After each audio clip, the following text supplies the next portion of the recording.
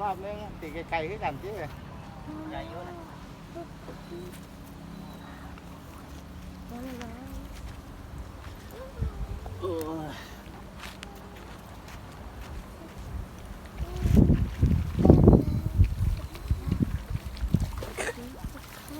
ชามยี่สก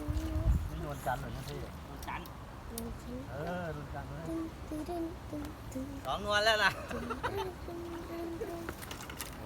โดนจันเข้าไกลแล้วขนาดนี้ไอ้เป็นเนื้อตีไกลๆตาด้วยนะไม่ให้มันกินหรอก